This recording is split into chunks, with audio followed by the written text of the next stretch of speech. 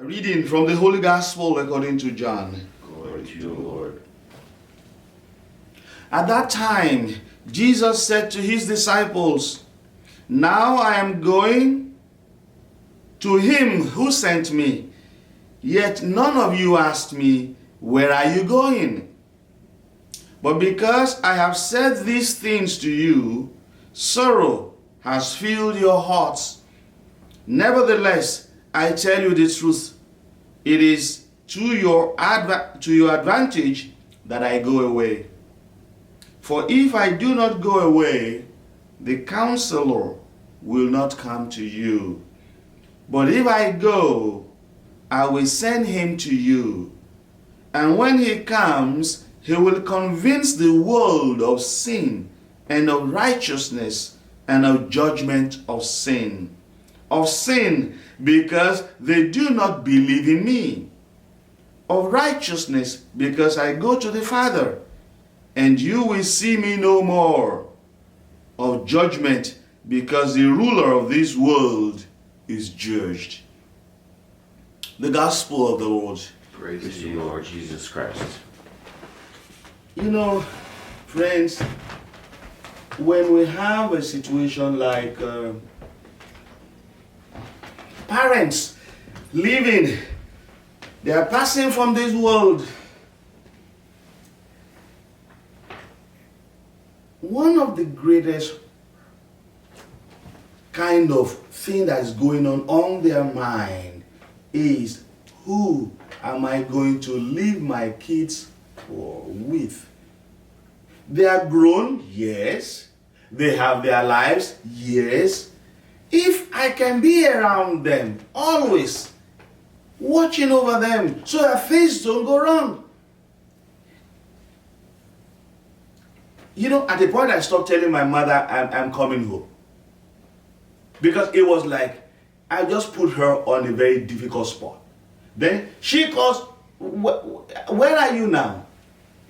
They want the best. Just, Jesus said, "I am going away. I'm going away." And none of you is asking me, "Where are you going?"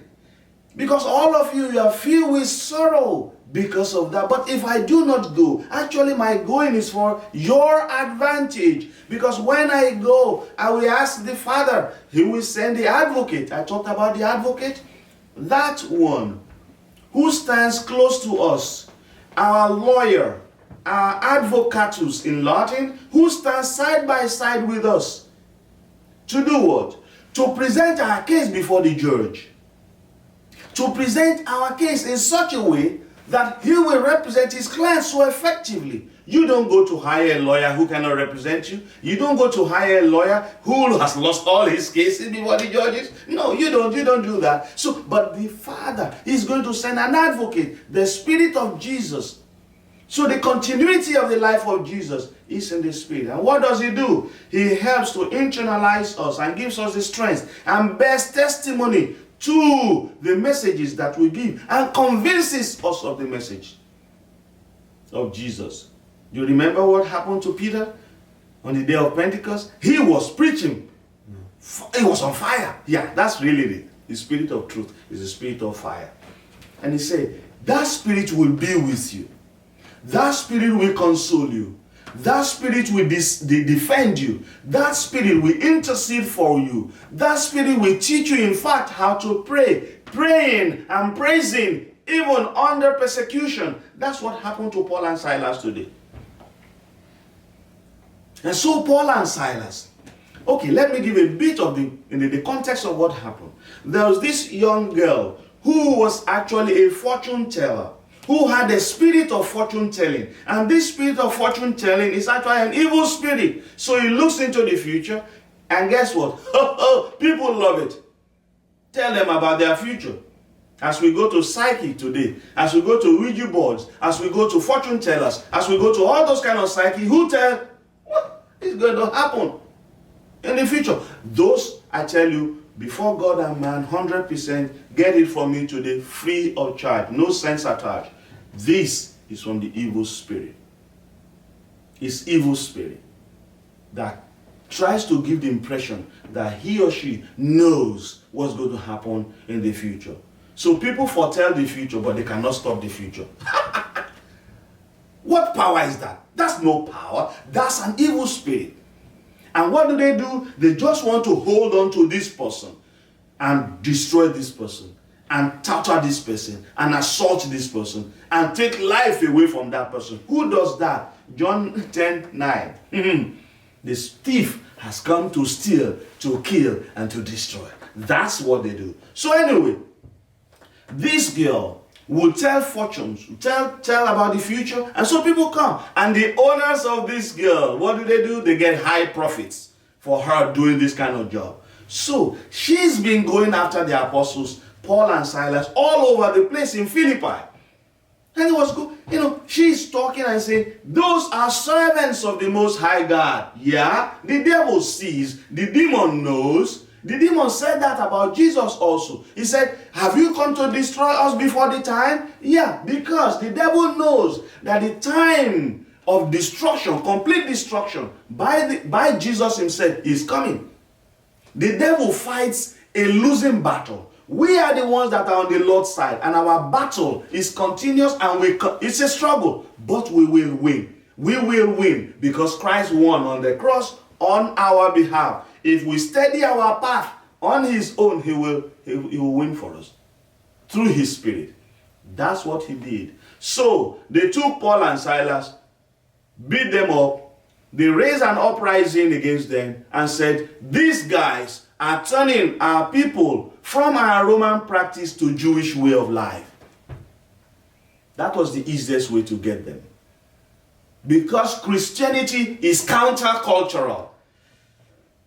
In every age when it is preached, Africans, when Canadians and Irish people came to Africa and they were preaching, it was like the easiest way to talk about them was to say, these people are changing Africans into the West, into a white man's culture. It was easy. If you have an African, like a Nigerian guy like myself, preaching to an American crowd all over the world, that guy is calling people to change from our way, because Christianity is always countercultural. Christianity is not a dead wood that flows with the stream. It's a living life that goes against the current. That's what G.K. Chesterton said many years ago. It goes against the current, so because it is alive. Until we go against the current, that is no Christianity. If we keep up with the Joneses, that is not Christianity. Christianity is against the current. And when it is against the current, we have the Spirit of truth who defends us. That Spirit defended Paul and Silas. What did they do? They were jailed. They were beaten and flogged publicly, dishonored. Because no more profit. No more profit. Wow. For those, that fortune teller, the owners, no more profit. So they fought against them. That's what happens. And there in prison, they secured them heavily. And they were praying and singing. As a little boy, I learned how to sing that song. Paul and Silas, they prayed, they sang.